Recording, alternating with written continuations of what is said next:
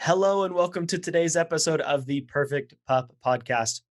My name is Devin. I am very, very excited for today's episode. I'm going to tell you why. We're going to be talking about a topic that's a little bit different than what we usually focus on, which is dog training. We're going to talk about dog grooming. And we have an awesome guest on today. We have Quinci Cole with us, who has been grooming dogs for a very, very long time. So thank you so much, Quinci, for coming on the episode today. Yeah, thanks so much for having me.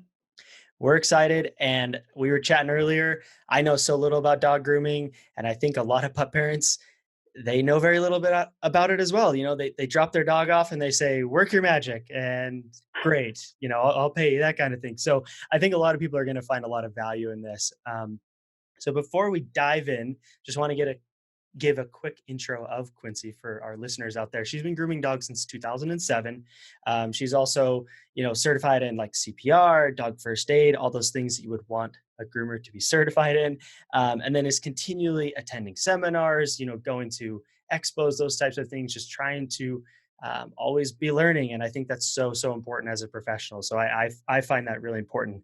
And then Quinci is also a board member of the Utah Professional Pet Groomers Association. I got it right. Yes.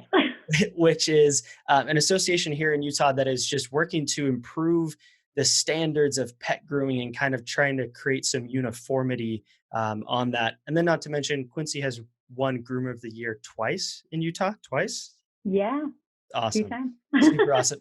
So real quick, did I miss anything? But then also, can you tell us just a little bit more about the association and what you guys are trying to accomplish in the grooming world? Yeah, so you pretty much hit everything on the nail with my experience. But with the association, there's been like a lot of sad things in the news of groomers who don't have the experience or aren't able to even like get the knowledge from other groomers to build up. And so we kind of formed together just to show pet parents what standards there should be, questions to ask your groomer when you go in, things to look at too, like when you go into the facility to see if it's like clean or if the person's acting weird, like ask yourself these questions before you go in. Just because they say they're a groomer doesn't mean that groomer you're placing your pet baby with is the right person for you. So we kind of laid out these guidelines for you to see, and then also for our groomers here in Utah, along with other states that we've been partnering with to hold these standards when your pets come into their facilities and everything. So it's pretty awesome. I like it. That is awesome. That sounds super important for pet parents because I know whether it's groomers or vets or even trainers, anytime you go and you trust someone else with your dog, it can be kind of nerve wracking. There's some anxiety that goes along with it. So I find that really powerful to kind of be trying to set a standard that pet parents can say, okay, I feel comfortable taking my dog to this place. They're meeting X, Y, and Z standards. So that's awesome. Yeah. So let's get into it because, like I said, I know so little about grooming, and I think it's such an awesome topic. And we're going to kind of focus in on a couple main points. And kind of the overarching thing we wanted to talk about was, what happens if you don't groom your dog, but then also on that note, how can pup parents maintain in between grooming sessions? So as someone who I'm going to let the cat out of the bag here. I've never taken my dogs to the groomer. I have two Labradors and a Puggle. And so in my mind, I'm like, okay, I'm just going to brush them every once in a while and then run my Roomba 5 times a day. But what are some bad consequences or what are some negative effects that can happen from not grooming your dog that you've seen? So it really depends because, for instance, where you're saying you don't take your dogs to get groomed because they are more self-maintainable for you to do at home, where someone who has a doodle, a Shih Tzu, poodles, Bichons, all of those that have the longer coats, they need to get groomed. So for them, the longer coats that our groomers are seeing more often, their coats can get matted and people don't notice because it starts from the skin up through the hair, not at the top down. And so they start matting and they'll come in like a pelt. So it can leave bruises and cause open wounds in their skin, but people don't notice until it's to the point that groomers will shave them naked. And you'll see a lot of people who are like, oh, don't shave my dog, don't make it naked. But if it's matted, that's the way we have to go type of thing, because it is it's like a shearing a sheep is a good way to put it. I have multiple pictures of a long, from the top of the head down to the tail of the dog in a solid pelt. And then their skin you can see bruising from the blood tightening, down their coat, pretty much. So you have stuff like that where with the longer side, you have that happening. But like, for instance, your dogs, that doesn't happen, right? Because they don't have that coat that's getting impacted and everything. But what do you do for trimming your dog's nails? Do you do it? We do from time to time, and that's one of those things too where it's like we don't do it as frequently as not enough, right? And like yeah, we need to So do it that's more like a often. thing there. So like the nails, if you let the nails overgrow, not only can they overgrow and like curl into the paw pad, but you also could make it to where the vein that's inside of it grows longer and longer. So we as groomers can only trim up to that vein. Otherwise, we're going to hit the vein and they're going to bleed, obviously. So the more often you're getting them groomed, the easier it is to push them back. But there are some dogs who come and they are curled up into their paw pad. So not only are they walking and it's going to cause like arthritis in their joints because of, instead of them walking, I feel weird with my camera, but instead of walking like flat, like they're like curling like this. So like picture your like ankles Mm, rolling forward. They're kind of going in that position. So it's putting extra weight and tension on those joints instead of walking flat like how they should. But not only with them being overgrown, they can start burrowing into that paw pad. And so once you get those out, vets will normally have to do that. And you have now an open wound inside their paw pad. So their feet are in pain if you're not trimming them. So you have something as simple as not keeping up on your dog's nail trim that they're going to grow into the paw pads. The veins are going to be too long to push them back and have them nice and short. So that is definitely a key too, is keeping up on the nails. That's why I was like, what are you doing if you're doing it at home? So, but yeah, at least no, you're doing some of it. yeah, no, that's a good point though. That's really interesting. So with like with it curling back, like is there potential as well for I've seen like pictures on social media of like dogs nails like ripping off or like getting caught on things and Oh, then ripping. absolutely. Is that more likely to happen if you aren't getting the nail care done? Yeah, so the longer the nail, it's more likely to, like, I just actually had a dog come in and it had been a while since it had been groomed. It was about 8 months since it had been into me. It's one that should probably be here like every 4 to 5 weeks Hmm. for the type of coat it has. But its nails were so long and it got very thin towards the end that it was running in their house and it hooked and it actually ripped the entire nail off and exposed the vein. So their dog's vein was exposed and they had to go to a vet and have them do some stuff to help cauterize that up. And now it's growing back in. But I mean, that's right there. And rip, simple, quick rip just from their dog playing, open and exposed an entire vein just from them not keeping up on their dog's nail trimming. And I'm sure that whatever they had to do with the vet was probably much more expensive than going to a groomer, right? Right. I mean, most places like corporate stores, you can go and get a nail trim. I mean, I can say for sure in Utah, but I feel like most Petco, PetSmarts, $10 for a nail Okay. trim. And I feel like most groomers match that if they're doing a basic nail trim. $10 versus alone like a $50, $60 just walking into the vet office plus the rest for a ripped open nail for sure. Interesting. That's good to know. So you kind of mentioned it in one of your previous answers about, you were saying that dog probably should have come in every 4 to 5 weeks. I think for a lot of pup parents, definitely myself included, because I don't, in my mind, I'm like, I don't need to go to the groomer, right? But like, Right. how often should pet parents be getting their dogs groomed professionally?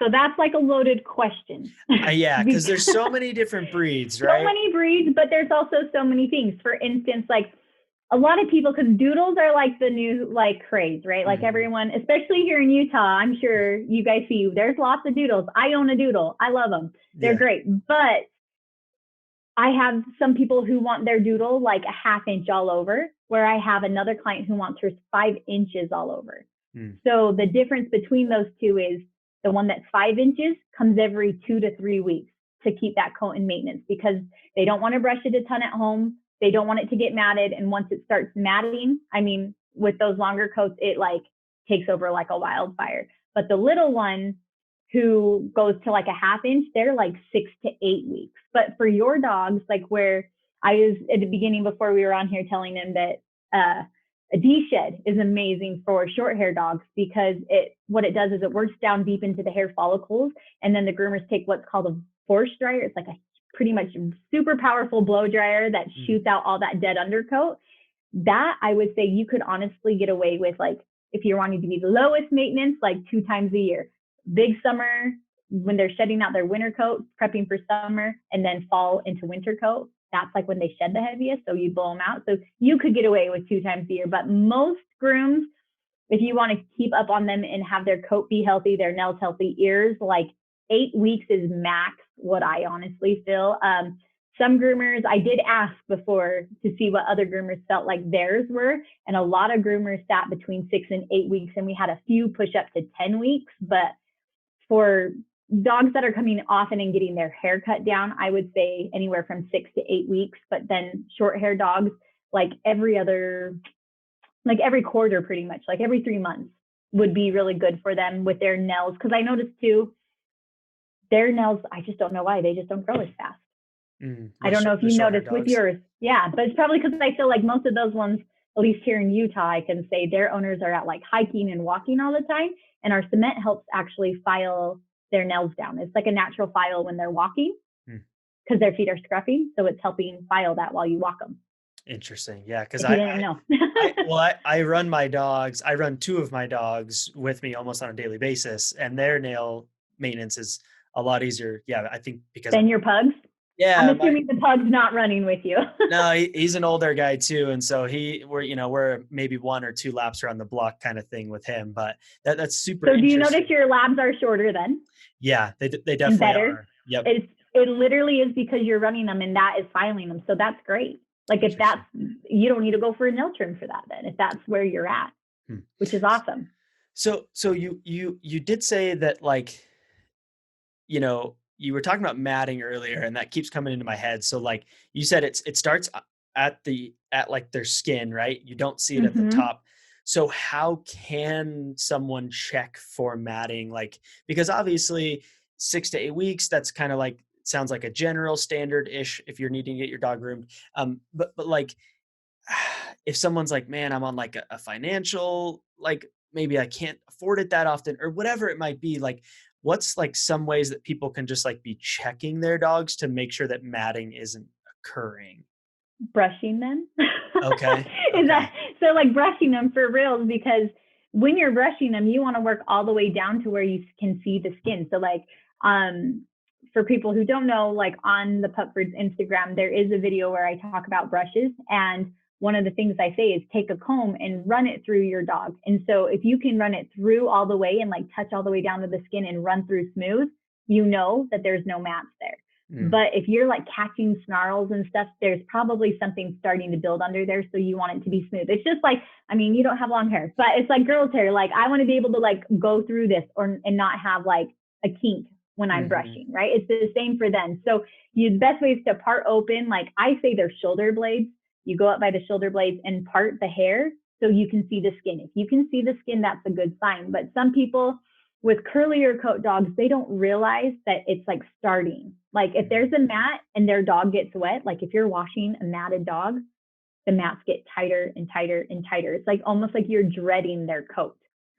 So because if you're not working them out, they're still there. So the best thing to do is brush those snarls out first and then wash them.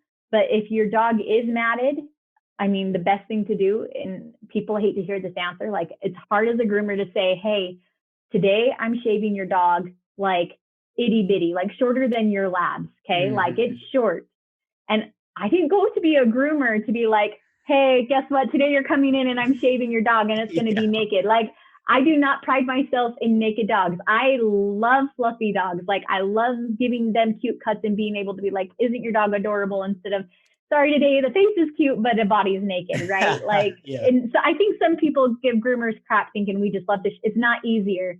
It's not easier for us to shave them down versus what it is to do like a full fluffy cut. It's actually, when they're matted, it's more work for us because we want to make sure while we're cutting through, because their skin, like I was saying, like how it does the bruising and stuff on the body, the skin is, since the mats are squeezing so tight and there's blood, it thins the skin. So when my clipper goes through, it is more likely I could cut your dog that is matted than I could a dog with doing even like a half an inch with the same blade, just because of the thinness. So yeah. So I mean, I'm convinced. I'll tell you that much. Like, and I mean, that's the thing too, is like, at the end of the day, we're not trying to really convince anybody. Like, go to the groomer, go see Quincy in particular, right? Like we're just here trying to provide information and help you keep your dog as happy and healthy as possible. Because I'll tell you what, too, like I'm sure in instances where like the matting gets really bad, I'm sure it's painful for the dog and it's got to be not enjoyable for them. And like, I think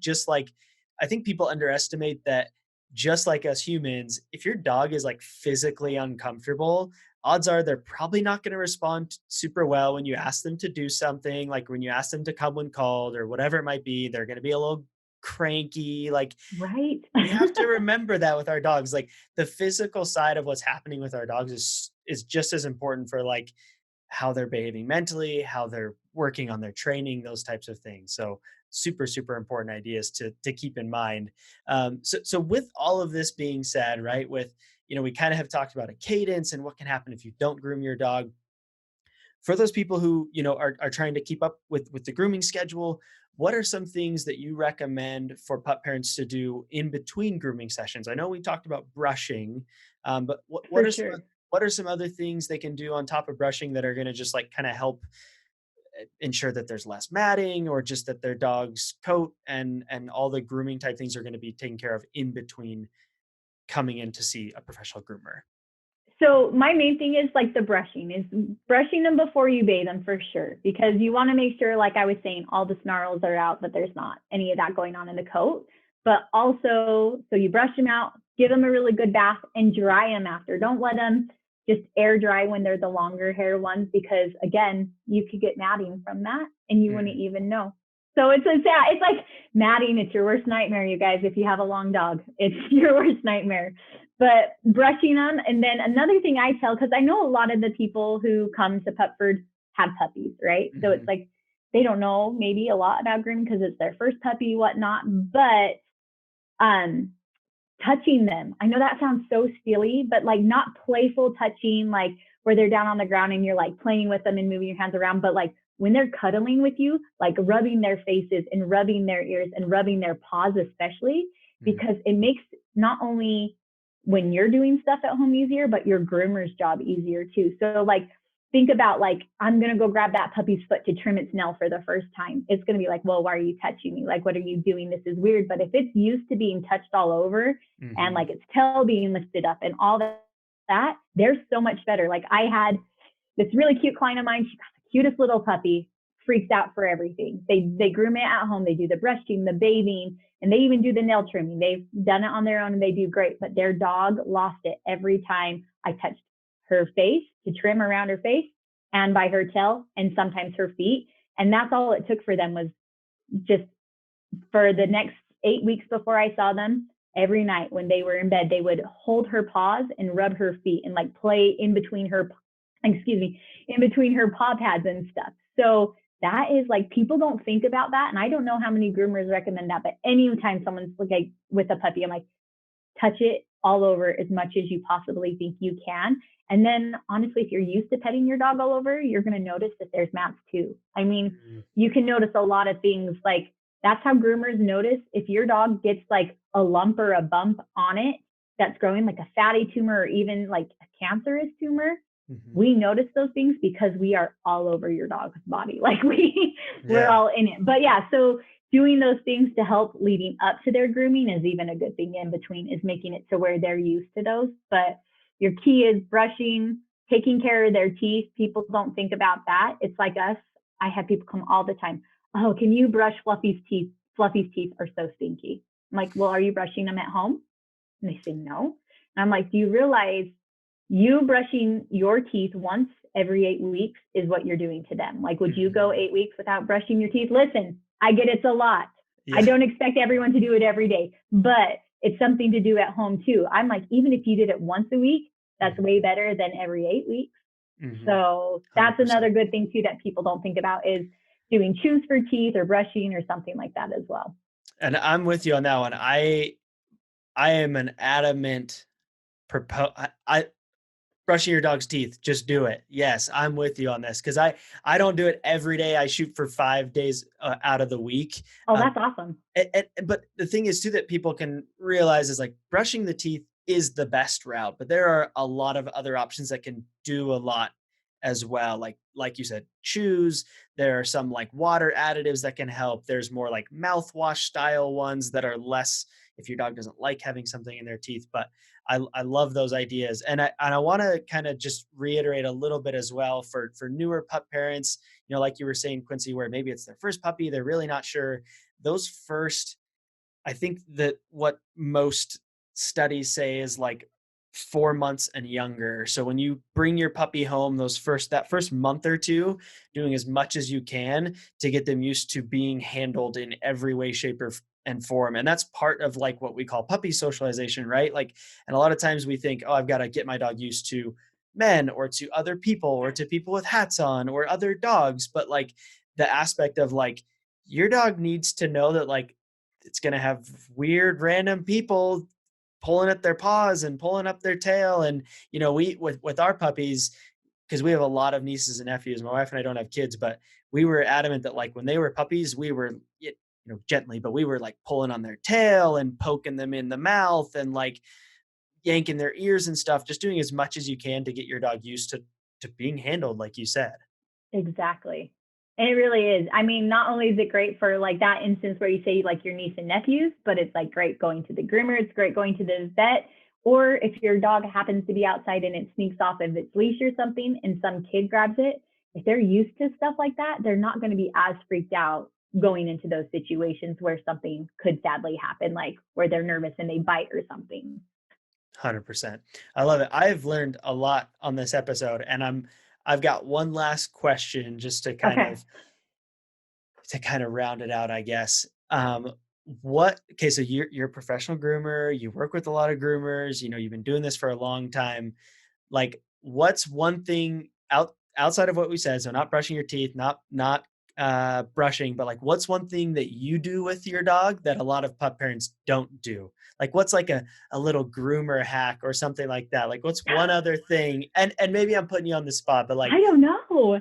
like besides like I don't know, like is there anything that you do in particular that like you feel makes your dog more comfortable with being groomed outside of what we've talked about? So I have two dogs. I have a boxer. So I'm kind of with you on the whole, I'll be honest, as a groomer, my boxer, man, he's lucky if he gets a bath 2 times a year too. So he normally gets like a hose wash in the backyard when the kids are playing in the summer. But I do have a little Bernedoodle. And for her, I mean, because it's different for me, she comes to work. So she's around the sounds and she's used to it. Mm, But she, from a young age, I mean, I put her on my table and she was used to being brushed like every like 3 days because I wanted her fluffy. So for me, like I am a big believer in brushing. So people are like, oh, I really brush my dog at home. But do you? Do you really brush them and brush them as often as you should? So I should say that's probably my thing for my dogs is they got used to brushing at a really young age and they like to pull away at first getting used to it. And I just kind of let them sit there, give them a treat, and I just keep going. And they just have to learn like this is part of our life. And now she's like a year and a couple of months and she jumps right up onto the table now and goes right for it for grooming. So it's just routine. It's yeah. 100% routine at home, even if it's something as simple as you lay on the couch and you have a brush and you run the brush through their hair. Like Mhm. you just have to get them into that habit. But I don't know. No, that's perfect. I love it. And honestly, routine, I think us as pup parents, like there's the things that we always think about, which is like, I've got to feed my dog today. I got to take them on a walk. I got to make sure they get their mental exercise. But like, I think it's like you're saying, you have to make it part of your routine. You have to say, I'm just going to brush my dog every day or like every other day. Like it's a part of like, okay, after they eat their meal, I'm going to brush their teeth and brush and give them a comb, right? Like it sounds so funny because I have like guests come over and we have 3 dogs. It's kind of overwhelming for people. I get it. But then I'm like, if it's at the end of the night, they see me like brushing my dog's teeth and they're like, what are you doing? Like people don't realize that like that is something you got to do because it's way cheaper to maintain than it is to Oh, pay to fix, especially like with teeth or even grooming, like the matting, like you're talking about. yes. Well, and that's the thing is like with grooming, to go into that a little bit more, the matting, like the more matted your dog is, I'm going to be honest, groomers are going to charge you more because it's going to take more of Mm, their time. But where we're saying like routine, like just how you would do a routine like that, getting your dog on a grooming schedule too. Like people don't think about that, but like when you leave your groomer, ask them, can I set up my following one for 6 weeks, 8 weeks, 10 weeks, whatever you're going to do? Because then you're putting that routine in place. Like there are some groomers who book a whole year out. Like Mm, I'm going to be really honest, my schedule, I'm prepping on my page saying we're booking for 2021. And normally by the end of this year, my whole schedule for all of 2021 will be completely full because a lot of my clients realize what that schedule does for their dog and how happy and healthy their coat and skin is from doing something like that. So that falls into your routine too. Even though it's only every 6 weeks, make sure that is in your dog's routine because you don't want to forget and then end up with having, oh, hey, Fluffy, sorry, you're getting shaved in a 10 today because you're matted and naked. Like, yeah. sorry. I love it. Great advice. I've learned a lot. I'm sure our listeners have as well. And just to recap again, make it a part of your dog's life routine to get groomed, do the things at home that you need to. If you have a puppy, do as much as you can now to get them prepped and capable to handle a grooming session. For those of you who are interested in just more things about grooming or learning more from Quinci, we will put in the show notes links to all of her relevant information, social media handles, website, all that good stuff, so you can get in contact with her. And I'm sure you'll be seeing more of her. We did a post on Instagram where she talked about types of dog brushes. We have a lot of other things we want to do together. So thank you again, Quinci, for coming on. I really truly appreciate you having you on. No problem. Thanks for having me. It was fun. Good. And for those of you watching on YouTube, please be sure to like and subscribe, all those cliche things. If you're on a podcast, leave us a review. We look at all the reviews, we listen to the feedback. We love, doing things, hearing what you guys like and, trying to improve the podcast accordingly. So thank you again, Quinci, and thank you everyone for listening, and we will catch you guys on the next episode.